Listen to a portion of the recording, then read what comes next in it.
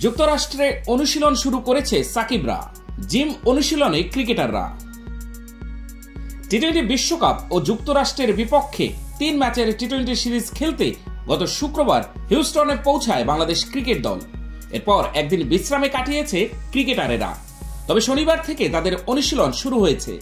বিসিবির পাঠানো আলাদা দুটি ভিডিওতে ক্রিকেটারদের জিম ও রানিং করতে দেখা গেছে।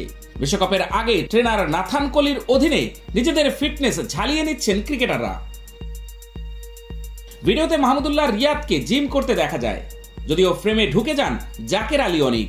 ভুল বুঝতে পেরে সঙ্গে সঙ্গেই অবশ্য ফিরে গেলেন। এরপর লিটন দাসকেও দেখা গেল। জিমে তানভীর ইসলামকে সাহায্য করতে দেখা গেল সৌম্য সরকারকে। আগামী 21শে মে 3 ম্যাচের সিরিজের প্রথম ম্যাচে মুখোমুখি হওয়ার কথা যুক্তরাষ্ট্র ও বাংলাদেশের। 23 ও 25শে মে অনুষ্ঠিত হবে বাকি দুটি ম্যাচ। 1 জুন থেকে শুরু হচ্ছে টি-20 বিশ্বকাপ। টুর্নামেন্টের আগে 27শে মে থেকে 1 জুনের মধ্যে বিশ্বকাপের মোট 17টি প্রস্তুতি ম্যাচ অনুষ্ঠিত হবে। এর মধ্যে 2টি ম্যাচ খেলবে বাংলাদেশ। বাংলাদেশের প্রথম প্রস্তুতি ম্যাচ স্বাগতিক যুক্তরাষ্ট্রের বিপক্ষে।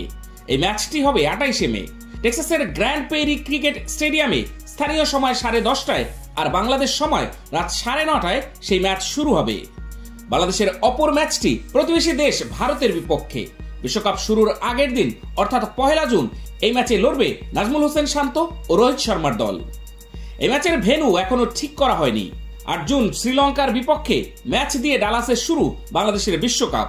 10 জুন দক্ষিণ আফ্রিকার বিপক্ষের ম্যাচ নিউ ইয়র্কে। এরপর সেন্ট ভিনসেন্টে লড়াই নেদারল্যান্ডস ও নেপালের সঙ্গে।